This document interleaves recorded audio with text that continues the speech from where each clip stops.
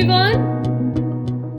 So today in this session we again starting another set of questions, and these are related from the topic working capital management. This topic is in itself very important. If you have not covered yet this one, this is from unit 4, and unit 4 we have already discussed in detail. Those who have not watched all the sessions of unit 4, I am mentioning the units playlist on the top. Go and watch each and every session. So आइए अब start करते हैं number wise each question को, along with explanation why this particular option ही क्यों इस question में fit बैठती है. So the very first question in front of you is, which of the following indicates the concept of net working capital? Working capital एक gross working capital होती है, एक net working capital होती है. तो इसमें जो नेट वर्किंग होती है, दिस वन नेट वर्किंग, इसका मीनिंग क्या होता है? So very simple, working capital हमारी होती है एसेट्स माइनस लाइबिलिटी, और जब हम नेट निकाल रहे हैं तो that becomes current assets minus current liabilities. So it is given in option D, and option D will be your answer. Next, which combination of the following factors influences the working capital requirement? एक business को, एक company को working capital अगर चाहिए होती है, और working capital उनकी किस पर्टिकुलर फैक्टर्स की वजह से इन्फ्लुएंस होती है, मीन्स उसकी वजह से वर्किंग कैपिटल पर काफ़ी प्रभाव पड़ता है. Let's read all the options given to you. Market conditions, production policy, firm की गुडविल या supply conditions. Okay, this one till here, and the codes given to you are these. Let's see which of the following affects. तो market conditions बिल्कुल affect करती हैं. Production policy भी affect करती है कि हमारी प्रोडक्शन पॉलिसी क्या है, कैसा हम प्रोडक्शन कर रहे हैं. फर्म की गुडविल का वर्किंग कैपिटल से कुछ लेना देना नहीं है, सो थर्ड वन आपका ऑप्शन होगा ही नहीं. एंड देन सप्लाई कंडीशंस भी इसमें आएगा. So 1, 2 and 4 again option D will be your answer. Then the working capital requirement, जिसको हम WCR भी कहते हैं. वर्किंग कैपिटल रिक्वायरमेंट क्या होती है? अगर एक कंपनी को अपनी वर्किंग कैपिटल रिक्वायरमेंट में हमें कितना वर्किंग कैपिटल चाहिए, तो उसको वो कैसे प्रिडिक्ट कर सकते हैं? That could be taken out by inventories plus receivables minus payables. जो उनकी इन्वेंट्रीज है और जो उनके रिसीवेबल्स हैं, जहाँ से उनको पैसा आना है, उन दोनों को प्लस कीजिए और उन टोटल में से माइनस कर दीजिए पेबल्स को. Then assertion and reason given to you. Assertion is the management of the working capital. क्या होती है? Management of current assets and current liabilities. क्या ये बात सही है? And then reason क्यों इसका? Because the major thrust on the management की क्या रहती है कि हमें अपने current assets को protect करना है, क्योंकि current liabilities जो होती हैं वो current assets से ही निकाली जाएंगी. So both the A and R, assertion and reason are true. ये वर्किंग कैपिटल मैनेजमेंट का मेन रोल है, मेन ऑब्जेक्टिव है, मेन टारगेट है. Then next question we have is, select the correct code regarding the motives of holding inventories by firm. Firm जो है अपने where houses में, godowns में जो इन्वेंट्रीज रखती है वो किस रीजन से रखती हैं? ट्रांजैक्शन मोटिव से, बिल्कुल कब ट्रांजैक्शन आ जाए. देन इन्वायरमेंटल मोटिव कुछ होता है? नो, इन्वायरमेंट हार्म हो जाएगा, ये हो जाएगा, ये कोई मोटिव नहीं होता इन्वेंट्रीज रखने का. प्रिकॉशनरी मोटिव, यस, पहले से आप प्रिकॉशन लेके चलते हो कि क्या पता एकदम से कितनी डिमांड आ जाए. सो अगेन सी ऑप्शन भी रहेगा. स्पेक्यूलेटिव मोटिव, यस, स्पेक्यूलेशंस का तो मेन है ही, प्रॉफिट ही यहीं से ही आना है. सो दैट्स वाई कि टाइम हम पहले ही इन्वेंट्रीज को स्टॉक में क्यों रखते हैं बिजनेसमैन, की फ्यूचर में उनको ये पता होता है कि शायद इस पर्टिकुलर प्रोडक्ट का प्राइस राइज हो सकता है. Competition motive, there is nothing such relation between competition and inventory stock. So your option would be A, C and D, that is mentioned in code D. So code D is correct. Then assertion given to you, the comparative cost theory जो है हमारी comparative cost theory, that is static in character. Comparative cost theory अगर आपको समझनी है, again आपको मेरे detail sessions में जाना होगा, तो ये एक स्टैटिक है करेक्टर में. Yes, that's true. Then reason, the comparative cost theory static क्यों है? Because this is based on fix supply, जो फिक्स चीज़ है, दैट इज वाई ये थोड़ी स्टैटिक है. इसलिए रीजन और असर्शन दोनों ही करेक्ट है, and reason is correct explanation of A. Again option D.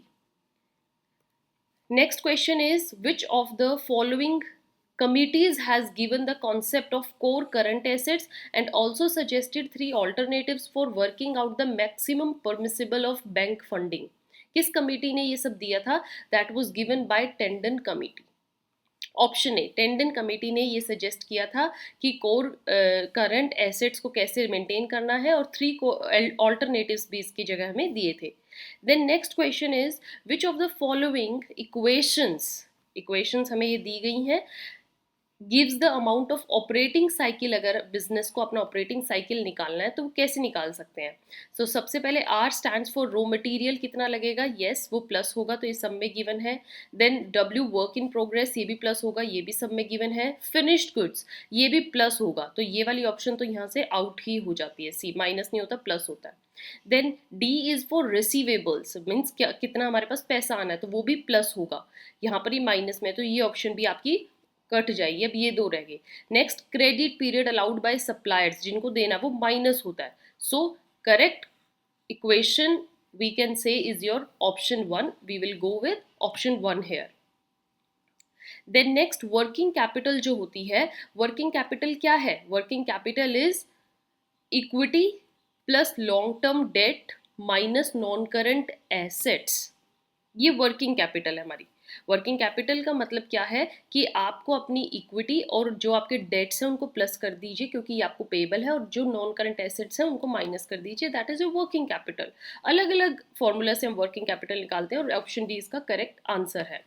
Then the following equations helps us in finding working capital. Again हमें इक्वेशंस दी गई हैं और उनके अकॉर्डिंग हमें बेस्ट एक्सप्लेनेशन निकालनी है कि वर्किंग कैपिटल में क्या फिट बैठती है. सो आई थिंक ऑप्शन ए ही आपकी बेस्ट यहाँ पर जाएगी.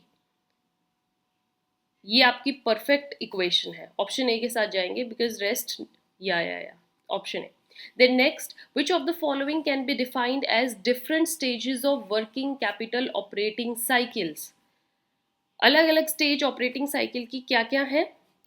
Raw material, yes. Stock in progress, yes. फिर फिनिश्ड गुड्स होता है, देन सन्ड्री डेटर्स. तो ये बिल्कुल एक करेक्ट स्टेज दी गई है, ऑप्शन ए के साथ ही हम जाएंगे, that's correct. Next, which of the following can be termed as the source of permanent working capital. Means यहाँ से तो हमें हमेशा वर्किंग कैपिटल मिलती ही रहेगी, परमानेंट सोर्स है हमारे. ऑनर्स फंड परमानेंट है. बॉन्ड फाइनेंसिंग, हम अपने फाइनेंस जो है वो बॉन्ड्स के इशू करके निकालते हैं, ये भी ट्रू है. टर्म लोन से, yes. So all of the above are the permanent sources. We will go with option D here. Then ahead, which of the following can be defined as the prominent source of variable working capital? Okay, working capital के prominent sources हैं, main sources हैं. Which are these? Trade creditors, yes. Bank loan, yes. Commercial papers, yes. Depreciation, yes. And tax liabilities, yes. So all are measured in working capital. We again go with code D. Option D आपके यहाँ पर correct है. I hope you all are finding them easy. Then who gave the optimal cash balance technique? ये technique हमें किसने दी थी? आपने अगर किया हो मेरे साथ सेशन तो मैंने बताया था, that is William J Baumol. William J Baumol जो थे, इन्होंने हमें ये टेक्निक दी थी ऑप्टिमल कैश बैलेंस की. Then next question is 15th, a management philosophy incorporating. क्या फिलॉसफी थी कि पुल सिस्टम ऑफ प्रोड्यूसिंग और purchasing components and products in response to customer demand. Customer demand के बेसिस पर हमें ऐसा सिस्टम अपनाना चाहिए जो प्रोड्यूस करे. पुल सिस्टम इन्होंने दिया था. तो वो फिलॉसफी क्या है, just in time, JIT, just in time theory इसमें परफेक्ट बैठती है. Then next question, short term cash flow improvement अगर हमें करनी है, may not be achieved by, वो इस मेथड से अचीव नहीं हो सकती, रेस्ट सबसे हो सकती है. हमें अपने ट्रेड रिसीवेबल्स को थोड़ा डाउन कर देना चाहिए. Okay, reducing inventories, yes. Increasing trade payables, yes. And reducing trade payables, तो ये दो कॉन्ट्राडिक्टरी हैं. ये तो आपको क्वेश्चन पढ़ के समझ में आ गया होगा कि इनमें से ही एक ऑड वन है. अब यहाँ पर है कि शॉर्ट टर्म कैश फ्लो को हमें रोकना है, मतलब मे नॉट बी अचीव्ड बाय, वो इससे अचीव नहीं होगा, इन दो ऑप्शन में से इसमें से अचीव नहीं होगा. तो we will go with option D. अगर हम ट्रेड पेबल्स को अपना रिड्यूस कर देंगे तो हमारे पास कैश फ्लो इंप्रूव नहीं होगा. So we will go with option D. Option D will be your answer. Then next, a long term cash flow improvement may not be achieved by. अगर हमें long term cash flow improvement देखनी है long term के लिए, तो वो किससे achieve नहीं होगी? कैपिटल एक्सपेंडिचर रिड्यूस करके ज़रूर होगी। इंक्रीजिंग लॉन्ग टर्म लाइबिलिटीज़ को अगर हम अपने इंक्रीज करें तो भी कैश फ्लो आएगा, ये भी ट्रू है। रिड्यूसिंग लॉन्ग टर्म डेट को अगर हम रिड्यूस कर दें तो हमारे पास नहीं आएगी cash flow. So this is odd one out, very easy, option C will be your answer. Then, which of the following indicates an aggressive approach to finance the working capital? This one is aggressive one. Financing short-term needs with short-term funds. This is not aggressive. Financing permanent inventory build-up with long-term debt. No. Financing seasonal needs with short-term funds. No. Financing some long-term needs with short-term funds. Yes, here you are using opposite things. तो ये आपकी थोड़ी aggressive approach है. That is option D again will be your answer. Then a conservative approach जो होती है वो एक रिस्क फ्री स्ट्रैटेजी है। किस चीज़ की करने की? वर्किंग कैपिटल को कैसे मेंटेन करना है, because it helps in maintaining higher level of current assets and higher working capital. So below given options दी गई हैं, which of the following is consistent with conservative approach के साथ ये जो है परफेक्ट बैठती है। ये option financing short term needs with long term debt, ये कंजर्वेटिव अप्रोच है हमारी, तो ऑप्शन बी ही इसके साथ जाएगी, aggressive policy. Ahead, next question, which of the following approaches would be consistent with hedging? Hedging क्या होता है? Maturity matching approach to finance working capital. So this is financing short term needs with short term funds. Short term needs को ही short term fund से करना। Okay अब आपने ये जो क्वेश्चन देखा था, देखो एग्रेसिव अप्रोच में था लॉन्ग टर्म नीड्स को शॉर्ट टर्म फंड से करना, कंजर्वेटिव अप्रोच में है शॉर्ट टर्म नीड्स को लॉन्ग टर्म फंड से करना, एंड जो कंसिस्टेंट है वो है same, short term needs with short term fund. So I hope ये तीनों आपको अच्छे से समझ में आया हो। Ahead next question, which of the following is a basic principle of finance? का ये बेसिक प्रिंसिपल है, अगर हम पढ़े तो जो हर जगह आप पढ़ते आ रहे हो, बिजनेस स्टूडेंट्स हो आप, you have read all over there, commerce के आप बच्चे हो, प्रॉफिटेबिलिटी जो वो रिस्क से वेरी करती है, नो। लिक्विडिटी जो होती है वो रिस्क के साथ साथ चलती है, no. Profitability moves together with risk, profit and risk दोनों चीज़ें ऐसी हैं, higher profit you want, more risk you have to take. So option C will be correct option for this. Next, which of the following options illustrates the use of hedging approach? को कैसे use करना है वो इसमें से correct किस पे बैठता है? Hedging approach, permanent working capital financed with long term liabilities, यहाँ पर लॉन्ग टर्म कैपिटल को लॉन्ग टर्म से यूज करना is your hedging. Next question is, in deciding the optimal level of current assets, कितने आपको बिजनेस में कितने assets चाहिए, company has to confront with which of the following situations, क्या देखना पड़ेगा एक कंपनी को? A trade off between profitability and risk, कि उनको प्रॉफिट के साथ साथ रिस्क कितना है, तभी आप उस चीज़ को आप करेक्टली एग्जामिन कर पाओगे। So option A. Next, which of the following statements is most correct among these? So for small companies long term debt is principal source of external financing, no, small companies के लिए नहीं है। Current assets of the typical manufacturing firm account for over half of its total assets. Yes, that's true. एक current assets एक manufacturing firm के account for half of its total assets होते हैं. Yes, that's true. Option B is most correct. Then next option है आपके पास, question है, which of the following is taken as the best approach to finance the long term minimum needs? अगर आपको long term needs करनी है तो किस चीज़ से कर सकते हो? परमानेंट सोर्स ऑफ फाइनेंस से कीजिए। ऑप्शन ए जो है that is correct. Then which of the amount of current assets that varies with seasonal requirement के साथ जो घटते बढ़ते रहते हैं, तो वो करंट एसेट्स क्या होते हैं, वो कैपिटल क्या होती है? That is temporary working capital, because it is not fixed in nature.